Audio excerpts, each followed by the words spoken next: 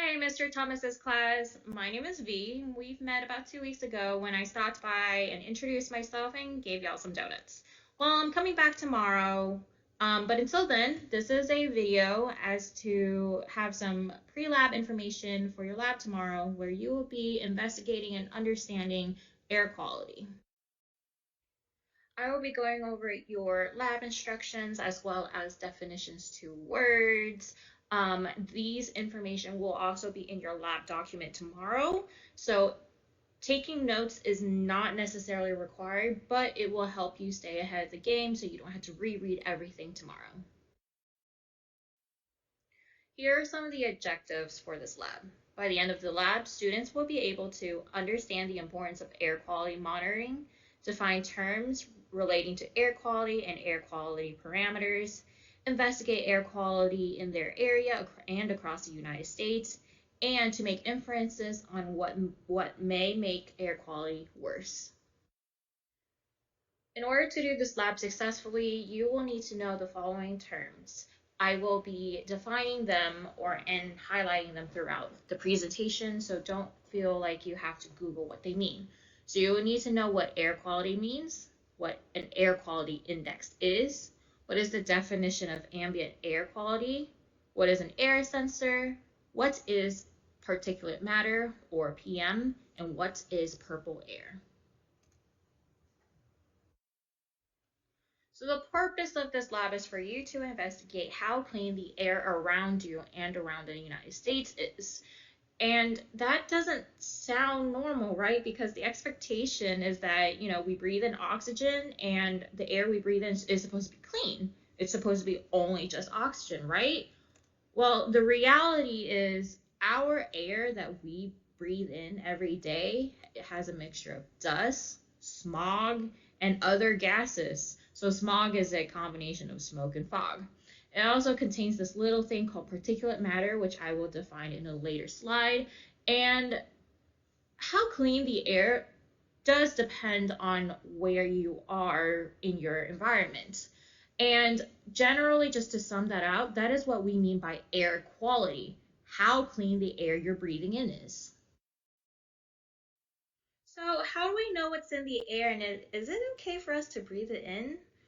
Let me just say that as a general heads up, that this lab we are strictly investigating the air quality outside of the high school, nothing indoors. Okay, and looking at outdoor air quality is also known as ambient air quality.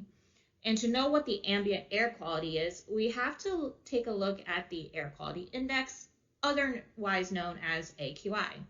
The AQI is a tool that government agencies use to report to the public on how clean their air is. It is a table that has specific ranges and colors to define specific level of air quality. Now, how do these agencies know how to define the air quality is for an area? Well, many states and federal agencies record and measure specific air pollutants parameter and calculate how those ranges fall onto the AQI. Then they send their report to AirNow, which is a government-run website that allows users to search the AQI for anywhere in the United States. But also, everyday citizens like you and me can set up little air sensors to get these air pollutants parameters for ourselves. So, speaking of air sensors, what are they? They're usually little monitors that you can purchase off the internet and set them up indoors or outdoors. And as soon as you set them up, they will begin to automatically record air quality parameters. And depending on the type of sensors, they can record particulate matter, ground level ozone, nitrous oxide, sulfur oxide, lead, a combination of all of these, some of these, or other air pollutants. And often these sensors have a website that allow the general public to access the data for free, which is a great thing for us because we want to know what the air quality around Eastwick High School is like. And your school has a purple air sensor set up somewhere. Please do not find it. Please do not destroy it. It is very crucial for Mr. Thomas, East Wake, and North Carolina Central to have this thing up and running. Since it has been installed, it has been recording particulate matter readings, ground level ozone, the humidity and temperature throughout the day for at least a month, I think. You're going to have to ask Mr. Thomas how long that thing has been set up for. And when you are looking for your sensor on the map, just know that your sensor is named EWHS. So I've been throwing around this term particulate matter, or PM. So what does it mean? Well, particulate matter is one of the 6 criteria air pollutants defined by the EPA.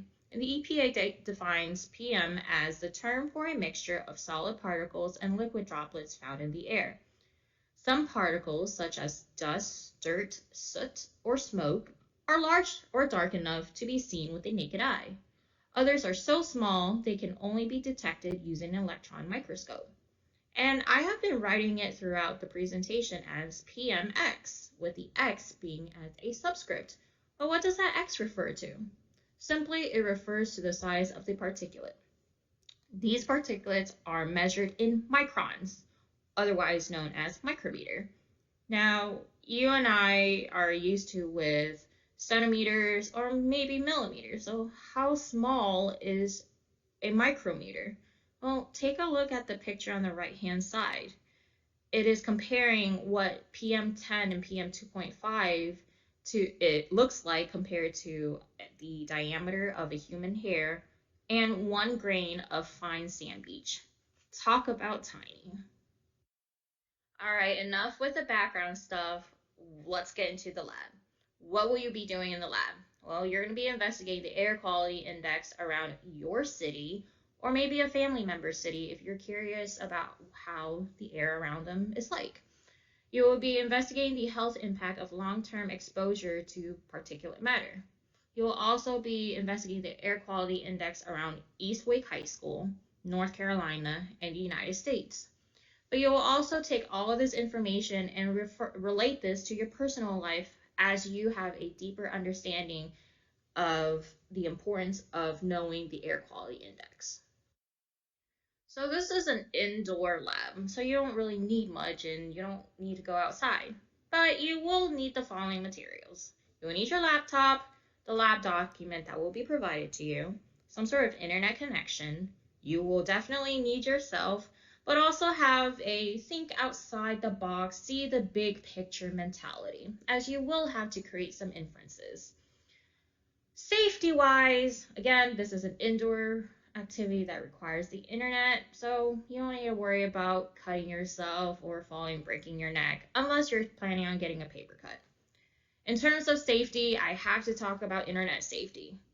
There are instructions on how to access the websites you will be using. Stick to those websites. Don't go into websites that you shouldn't be on.